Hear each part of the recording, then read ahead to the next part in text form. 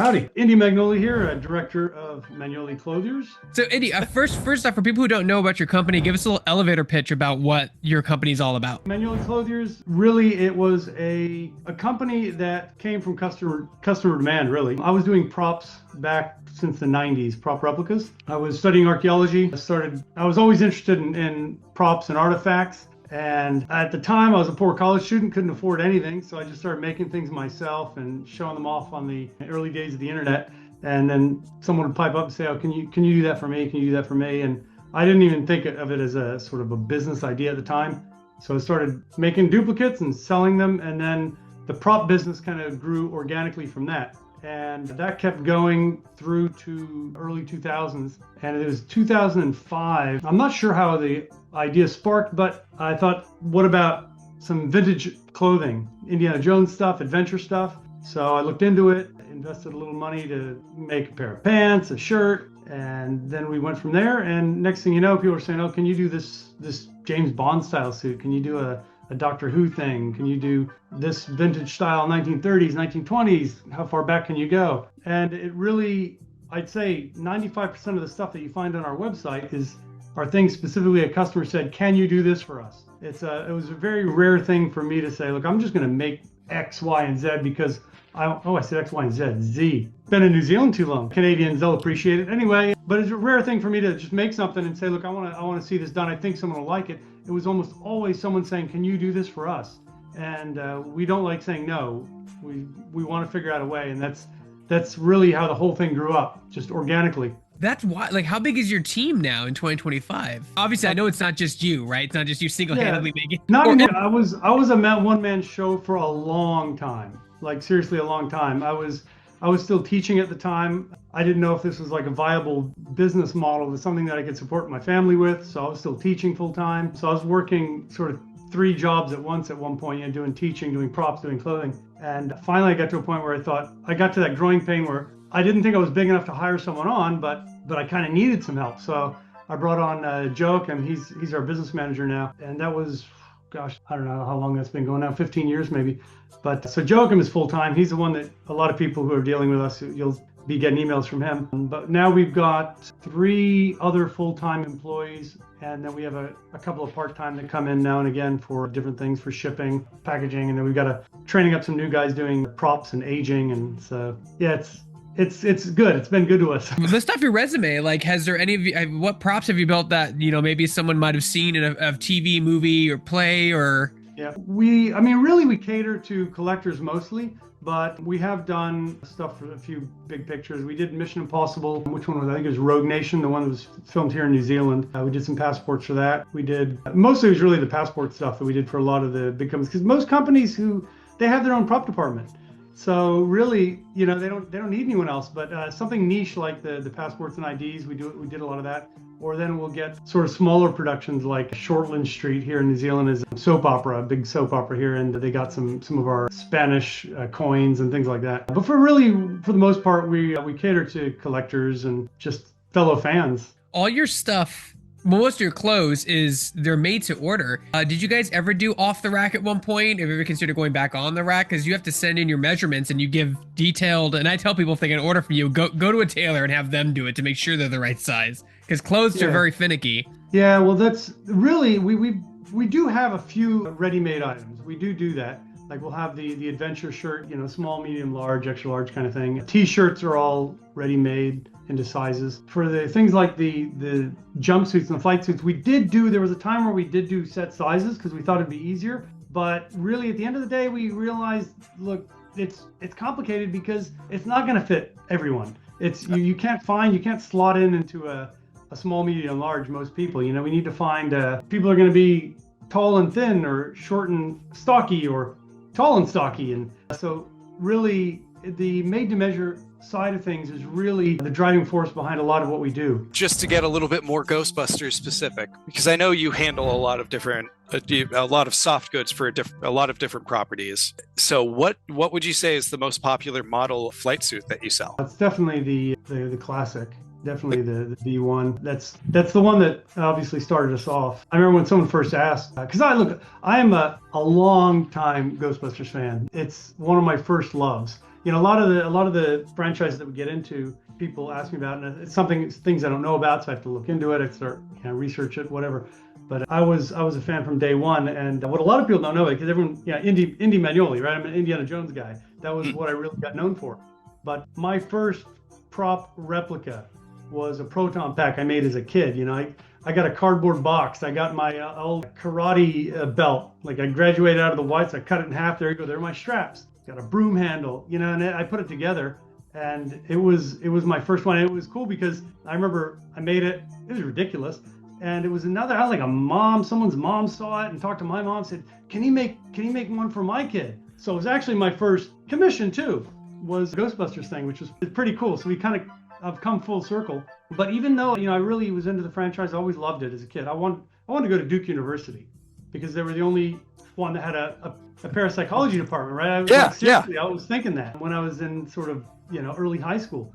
And anyway, so some fans emailed me and said, look, can you do a jumpsuit, a real 80s style jumpsuit? And I thought, seriously? I mean, like, you get them on Amazon for like $35, $40. Like, and this is a guy who, I know detail, but I never delved into the jumpsuit thing. And they said, no, we want the real thing. And I go, okay, well, look, I don't know.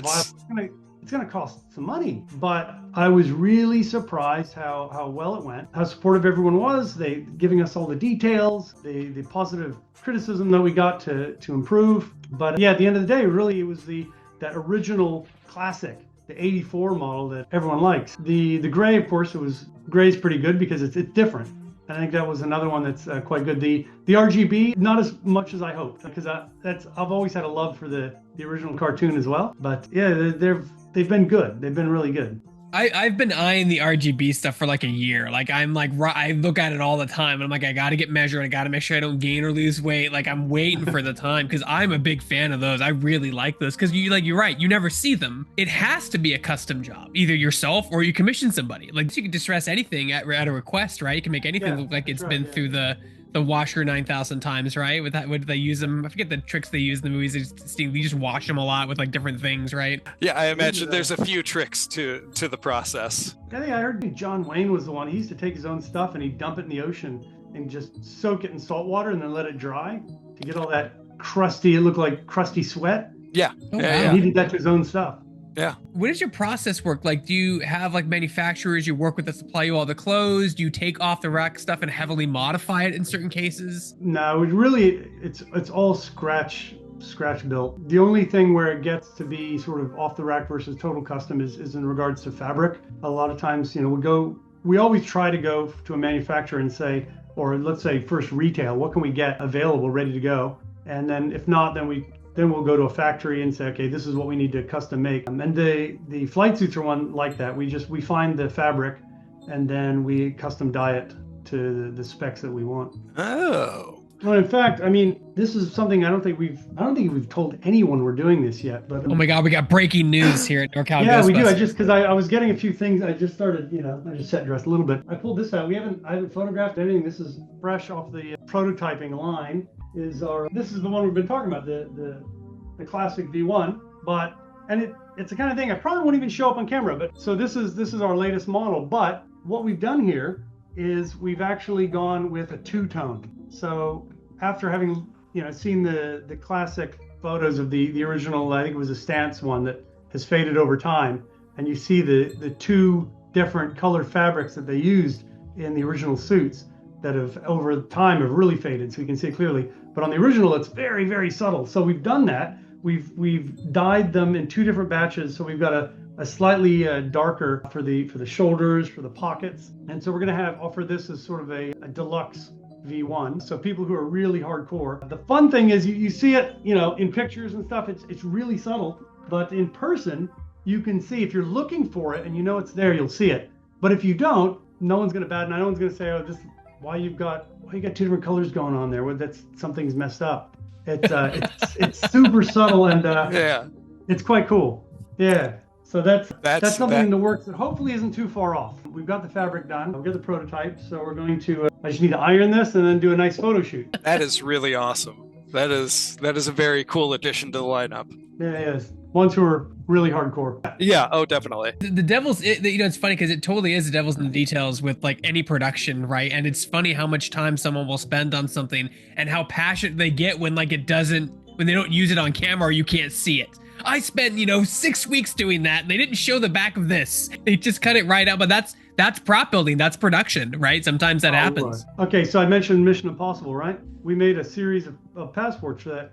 We watched the whole movie. We're watching it. This is cool. And we're waiting for our moment. Like, I didn't see it. Did you see it? No, I didn't see it. We go back afterwards once it starts streaming. We go through frame by frame. We got about 10 frames in the end credit montage is what happened. That's what it was. They spent several $100s to get these custom and honestly, they could have done it with just CGI. It was kind of disheartening. And what's a big challenge in terms of like designing clothes? Is there certain genre or like, cyberpunk or, certain 1920s that's more difficult to just recreate with modern tools? Well, there's we have the vintage crowd who are really familiar with the vintage stuff, and to make it the old way is very hard, especially because a lot of it was done by hand, and of course the old techniques to do it now would be very time consuming, very expensive. So there is that, and then you've got the flip side would be the very modern stuff. You have video games or cartoons, anime, and they come to us and say,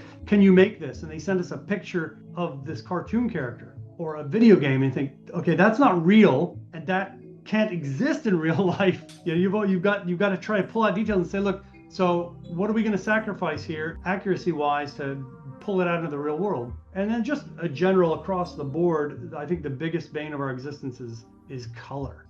Although color is technically it's very objective, at the same time the way we see it is extremely subjective. So that's got to be the hardest thing. You talk about like oh, is the dress gold or blue kind of thing like that? Yeah, it's insane. Well, you want to go into movies, the classic is within Ghostbusters, even in the flight suits, in people's minds, it's some people see it as more gray, some people see it as more tan khaki. And what was it? How can we get the thing that's going to please everyone? Do we go for what it was, what it looks like, what it appeared like in film, what it is in actuality, what it appears like in your mind? So it's tough. It's funny. Until I met Chris, I could have sworn the GB2 flight suits were blue, but he corrected me. They're actually a gray. Oh yeah, that's when we were doing that. It was people were really adamant about getting that. It's gotta look blue in some photos, but it's gotta be gray. But and they want that. They want it to be gray but look blue. The classic, the Han Solo parka from Empire Strikes Back is a classic. It was. Everyone always thought it was blue. All the toys we had as kids were the blue. And then they finally pull it out of the archives. It was totally brown. It wasn't blue, not even the tiniest bit. It wasn't like a hint. It was a brown coat, but the color grading was so blue in those snow scenes that's how we perceived it. I mean, and even beyond color, I feel like that kind of extends to all areas of film props, because for the longest time, right, if you talk to the prop building online community for Star Wars props, they would have insisted that what was it? There are no Phillips heads in space, or was it? There was a certain type of screw that you never see in Star Wars because there aren't. And then I actually got a chance to go to the ILM offices in San Francisco a few years ago. And of course, it's ILM, so they have some of the screen-used props and blasters and stuff. And I'm like, hey, what's that? That's a Phillips head. So it's oh no, so it's just these sort of myths, right? Build up within the fan communities, especially when you're talking about people who are as passionate as us, who do the full cosplay and prop replica, and really get into the finer details of everything, right? Yeah, well, it's almost, I'd say in some ways it's worse when you're dealing with a business, because you got the adage that the customer's always right, and sometimes you got to tell them, I'll do it that way. They say, I want it screen accurate, but I want it this color, and but it ain't. Yeah. And they say, no, I'll make it that color anyway. Okay, just as long as you are aware. Yeah, just letting you know. Yeah, just letting you know. Yeah, exactly. Well, I mean, and in some ways, it's why people come to us. A lot of people are. It's funny, they're true fans in the truest sense of the word, but they maybe don't have that eye that a lot of us do have. And so they come to a company they can trust, that they know, okay, these guys are going to get it right. So I'm just going to say, just do it, and I'll be happy with what you produce. So it's nice that they've got that kind of faith. You mentioned color is the big problem too, but what happens when you run into something that's like you have Back to the Future stuff on yours? You have like Marty McFly's vest. That's obviously a vest that existed in the 80s, but they're probably so hard to find. Like, where do you start with a project like that? Do you have to just look at screenshots and try to replicate it? Do you try to get your hands on an actual version of the vest and replicate that, or do you have to do it purely by eyesight? Really, it depends on what's available. The first thing we do, of course, when we got a new project, and we research, always see if you can find fans that are in the know. Sometimes you get lucky and can find something original. In that case, we actually were lucky. We were able to find original, the guest jacket, the denim jacket, the original Class 5 vests are still floating around out there. Sometimes what we'll do is we'll find something from the 80s that will be made from the right company, made in the right material, made in the right color, but it's a completely different model. But we say, oh, we don't care, we've got it now. Now we can at least color match and fabric match. And then maybe on the flip side, you find the exact model, but it's in a funny color. You're like, hey, that doesn't matter, we'll get both and combine them. So we've done that with a lot of different projects, with eyeglasses, with the Back to the Future vest is a good example. Yeah, and it's just what you can find on eBay, or sometimes you get lucky and you get some collectors who are willing to share information. Sometimes they'll even send us things that we can borrow for a little bit and study. That's invaluable. I know that with the archives, some of that stuff isn't kept, and if you find someone that grabbed it or has something like it, you're like, wow, it just becomes invaluable with keeping that history alive, Oh yeah. Because otherwise it goes to nowhere, right? I mean, that we've seen pictures of the archives pulling out Ghostbusters 2 proton packs. Those things were just thrown in storage and forgot about. And that's just the way movies go, because you never know what they're going to be worth, and it goes into the thing. Sometimes they bring it out and like auction it off, but it's on to the next thing already, right? So you have notes, it's gone, right? Sometimes actors steal stuff or whatever, or buy stuff, but that's it. It goes into a storage warehouse and just rots because they don't have the money to have someone keep up everything, right? Unless it's a museum piece or something they donate. So it could be very sad history for some of the props and costumes that actors wear over the last few decades. Oh yeah. That's the thing with the old movies, were they had in a lot of ways no idea to know what was going to be popular and what kind of fan base they would end up developing. And I don't think anyone could have predicted the current state of fandom and how we were going to look back at these old franchises with such detail. Oh yeah, for sure. Yeah, the hindsight was not there in the 80s. Yeah, he had the foresight to.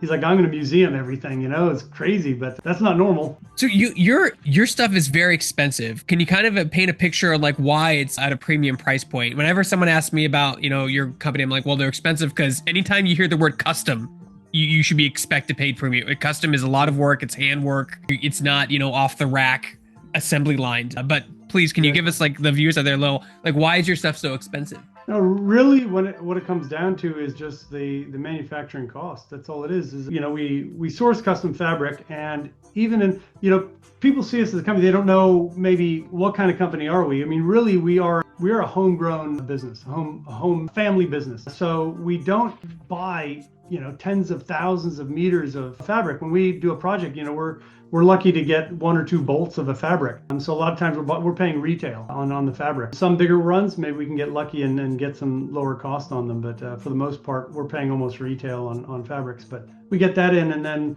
pattern making, and we have it's time consuming is really the made to measure. The jumpsuits are a good example actually of the amount that we do, the pattern cutting we do in lots to try to streamline the process. That is done, the jumpsuits are done in what we call our white label department, which is normally the streamlined leather jackets, things that don't have full customization. So for example, this is the one I'm wearing right now is our classic adventure jacket.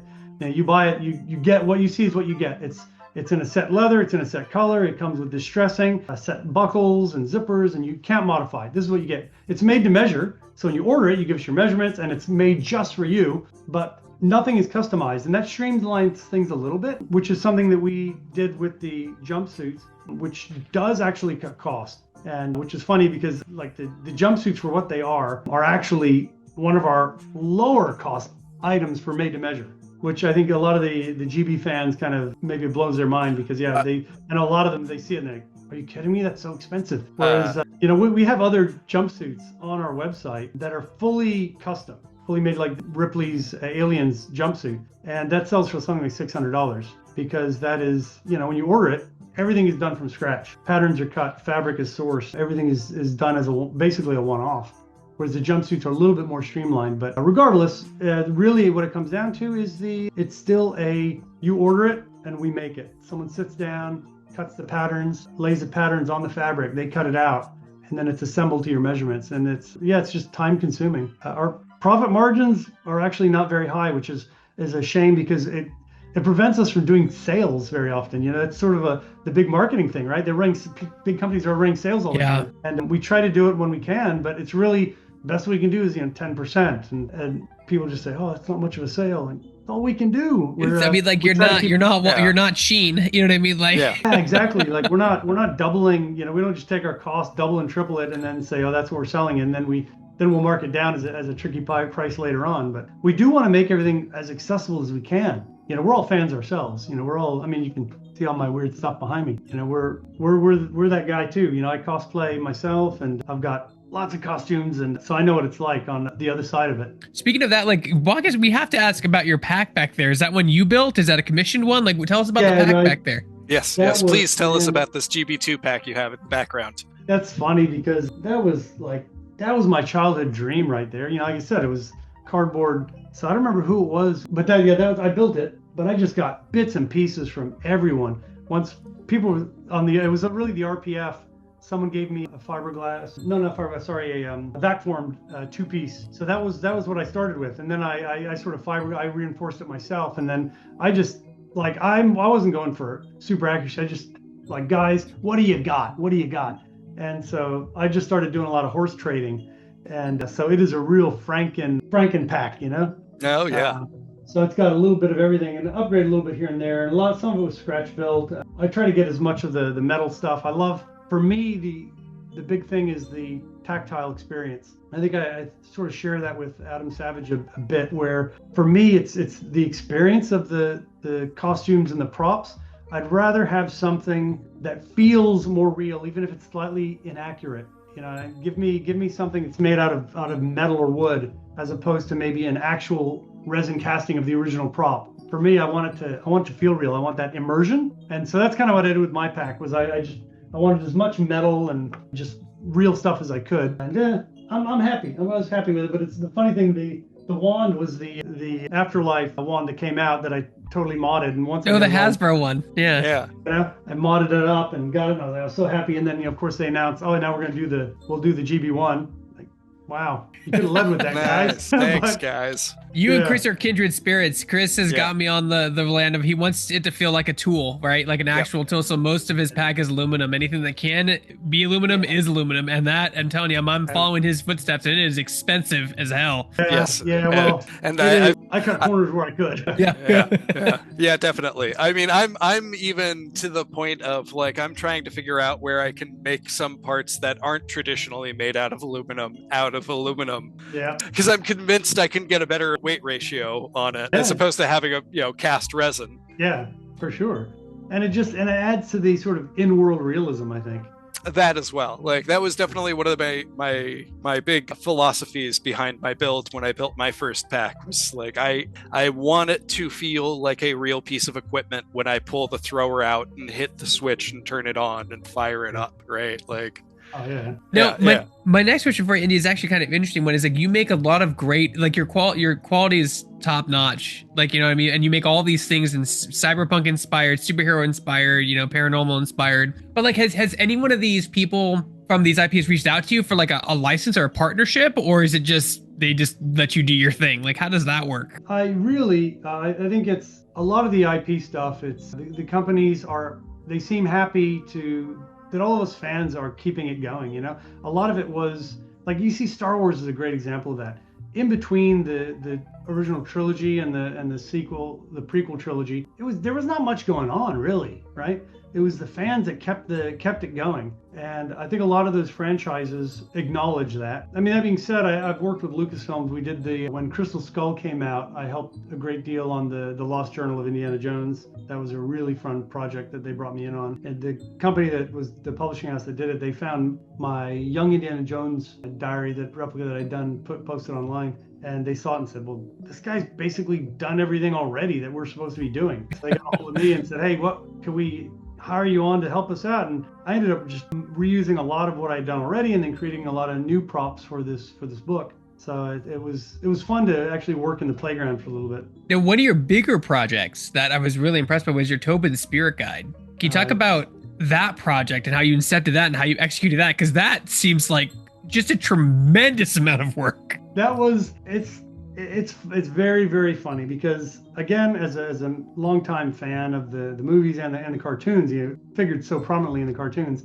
To me, Tobin Spirit Guide has always been a thing. It's cool. And so when it finally appeared in Afterlife, I was like, oh, that's so cool. And nothing happened. No one was making it. Someone said, can you make it? And so the first thought was, of course, yeah, blank book, right? And then just the cover. Just the cover, a blank book. Yeah. We did that with the Neverending Story book. We did a blank book. And because that book was still being made, so we weren't going to put the contents in there. So we just made a blank book. And so that was the first idea. And then the second, then it developed to, okay, well, I said on the RPF, look, guys, we could do a blank book, or I could just Greek the whole thing, Greek text. So just generic lorem ipsum, or I just pull it from somewhere and fill it up. And people were, yeah, we'll do that. That's good. And then a couple of people started saying, well, what if we just do a few articles, just fill up a few classic stories and fill up at the start. I say, okay, well, what if we did like 50, 100 pages, and then we fill the rest up? Well, we ended up finding the book that they used for the original prop, which was mostly, I think it was on mythologies, and we found it. It's still out there. Sorry, what was that title again? I forget the title. I'll have to look it up, but it was a book on mostly Greek mythology. Okay, I would be very interested in that. Yeah. So that was, and you can see it if you look at the screen grabs on one of the pages. You can actually see it talking about Prometheus. So you can actually see it has nothing to. It shows a little picture of the terror dog, and next to it says something on Prometheus. But so that was the original idea, was to what if we'll get that text because we know what it is. We'll stick it in there and we'll do a little bit. So I started compiling articles, and then I kept going. And every afternoon, I'd do as much work as I could in the day, and then every afternoon I'd just chip away a little hour and a half, 2 hours here and there, just writing articles and researching, and because I was always interested in this kind of stuff, and mythologies and ghost stories, and then of course fictional stuff as well. So we started, well, obviously all the ghosts that we know and love from the movies and cartoons and comic books and all different franchises we started pulling in, and so a couple people started joining me and providing articles, and next thing I know, we've got a 500-page book full of text, all created from scratch, full of illustrations, and it was unbelievable. And look, the other guys working here, they saw me doing this, and they just said, what is he doing, wasting all this time on this project? They want us, we got to turn things out, right? But it was really a labor of love, and in the end, everyone loved it, and they really appreciated it, which was great. Was the comments we received, the reviews we're getting, just people can crack it open and it's like a real book. And it was bittersweet to finish it because I had spent so much time writing it and compiling and researching. So almost as soon as it was done, I started looking at Spate's catalog of nameless horrors. So I've started on that. In fact, the text is done. So I've done that. It's nearly 400 pages. So we've got a sequel to Tobin's coming out, a Spate's catalog. It's, I think, 375 pages. I did a full index this time. So like something like 1,500 entries. So it'll be, leather bound, gold foiled, just like Tobin's. It's going to be a really cool companion piece. And hopefully if that goes well, next year I'll start on the Roylance guide. That was going to be my question, if that was next. We kind of have to, right? Yeah. You got to complete the trilogy, right? Exactly. Yeah. Yeah. So it's been a really fun project, a big labor of love. That sounds like an incredibly fun project to be able to just kind of stretch your creative muscles on and just go as far as you want to go with it, basically. Like the sky's kind of the limit because the only difficulty was the dating of it. So we, like Tobin's, we put, I think it's 1929 is the date that we put for the publication. So anything after 29 could not be included. So we managed to slip in, certain things that we still slip in because they're from older source material, even though maybe a story was written in the 80s. I mean, Ghostbusters is like that, right? It's in the 80s, but things that mentions from the 20s and before. I mean, Gozer, you Mesopotamian, Sumerians, and so we can put all that in. But then things that are just post 1929 we're limited to. So one of the things we did with Spates to make it a little bit more interesting was we had Spates, I think it finished 1935.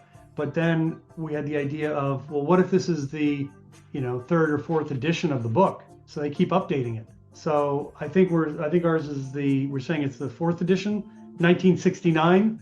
So we were able to get in a lot of the things that we missed in Tobin's. There's a little bit of crossover, but that's the other thing. We tried to make more of the articles unique, the flavor a little bit different. Tobin's is a bit more academic, where Spates is going to be a little bit more fantastic, a little bit more, National Enquirer type, over the top. And so we're going, the artwork, the style of writing is a little bit different. What do you think is a big misconception from, do you think the majority of consumers, I'm saying the majority of the world, do they not understand what a quality cloth is anymore? Because I'm telling you, I buy stuff occasionally and I'm just like, wow, that shirt is paper thin, or this thing is that it doesn't feel like, it feels like plastic. It doesn't feel like cloth. And then I'll order a shirt from there's that site, I used to do steampunk stuff. I would order a few things and I ordered a cotton shirt from them for sort of 1980s cotton shirt. And it was the best shirt I think I've ever bought in my life, but it was a $90 shirt.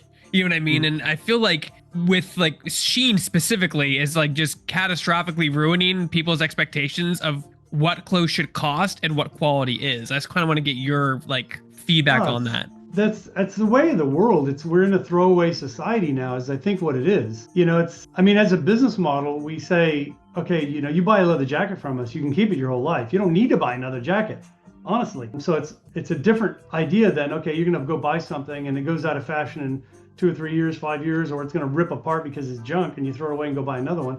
It's a different idea.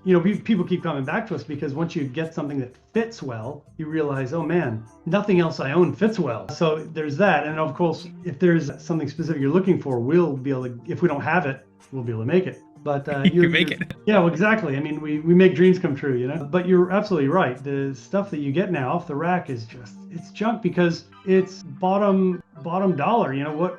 What's the cheapest we can make something to turn a bigger profit? We deal with factories in China, and Chinese factories can make outstanding things. But when you approach a Chinese factory with a product idea, their first thought is, this will cost this much. This is what we can make it at. It's cents. And we say, yeah. We don't want that though. That's junk. We want the top stuff you can make. And they say, oh, okay. But the standard business model for them is, what's the cheapest we can make it? What's the easiest, cheapest thing that we can do? And I think that's sort of their, and that's where you see it goes through, obviously Shane and Temu and all the way through Walmart and Kmart. And it's the same idea. It's what is the cheapest thing we can do? And that's the way of the world right now. We've lost that. I remember moving out, my dad had a leather jacket and it was just a leather, but he'd had it his whole life, right? He was very expensive, but those things last. And you're absolutely right. We are the second something's out of style, we throw it out. It's become cheaper for us to throw it out and replace it than just buy high quality. And there was a study, and I can't remember who did it, but they said if you sell a pair of boots for $350 and a pair for $20, and every year have to buy a new pair of boots, people will always do the cheaper option because it's just the short-sightedness. Yeah. No, Greg, it's the Sam. That's a whole different thing. It's actually a Terry Pratchett Discworld thing. Oh God, okay. But it is genuinely true though. It's the economic disparity theory of boots, wherein a poor person is kept continuously poor by always only being able to afford the cheapest pair of boots that break down so fast that they have to spend their only money on a new pair of boots all the time, as opposed to spending 3, 4, 5 times as much on a quality pair of boots that will last them a long enough time that they'll actually be able to save money. Sorry, and then one thing I want you to touch on, because I've kept you already 15 minutes early, is you guys also offer payment services for the people who maybe are out of, they can't pay it all at once. Can you talk about that service you offer? Yeah, absolutely. It's not a sort of standard thing set up on the site. So you just email us and we set up a payment plan. We can do, through our website, I think usually it's just credit card payments, but we can do PayPal, other forms of payment. And then, we can always work with people. And generally, because the made-to-measure stuff takes a while. So, if you want to pay it off slowly, generally sort of once you get to about the halfway mark then we'll allow it to enter into production. Because it's happened, and it's not very often, but it has happened where someone will, pay a little bit and then we end up making this, $1,000 leather jacket, custom job, and then they pull out. So it's kind of hard for us because, like I said, we're not a huge company, but we try to offer these services to help out people who want to, buy these higher end items, but just spread the payments out. So all it takes is an email and we'll work with you and make it happen. Are those interest free? Do you just break up Yeah, for them? no interest. That's You know, free. we're not That's free banking on money. it. I mean, you can't beat that. No interest payments for like that's a good deal. That's, Really, Yeah, honestly. yeah, and then we don't ship until you paid it off, and so usually, like I said, it's about a halfway point.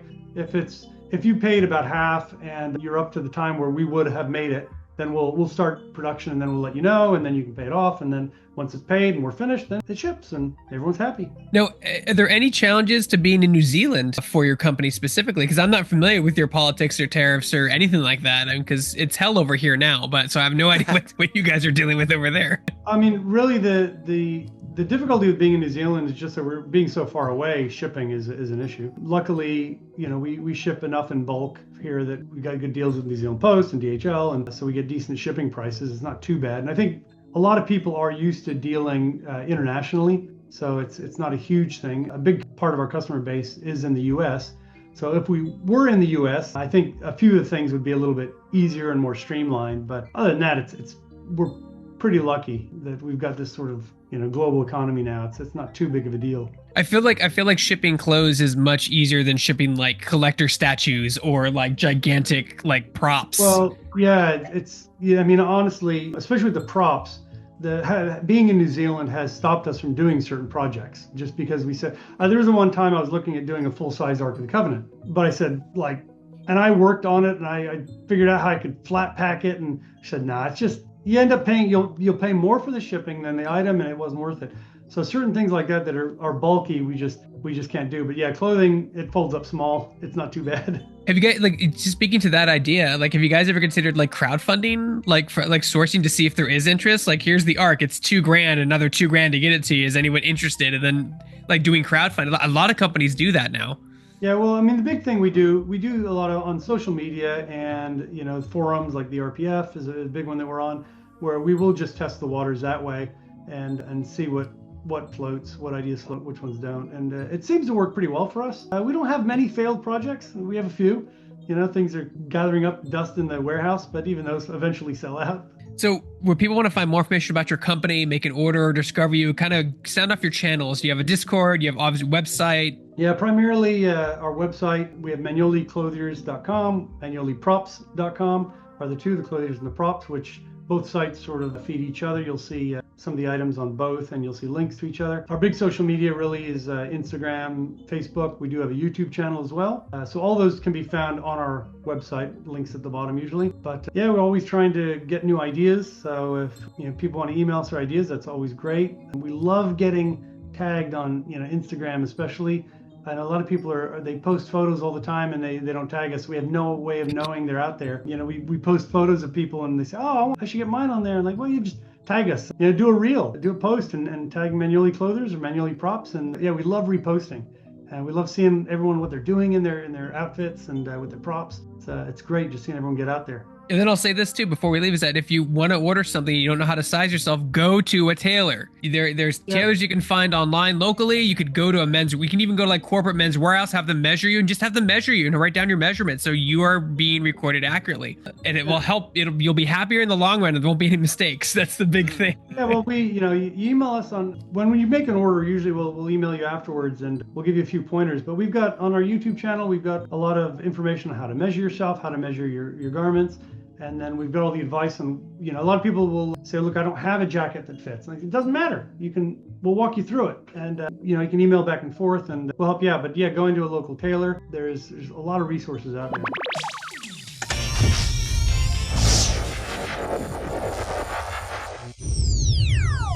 Always glad to help and hug.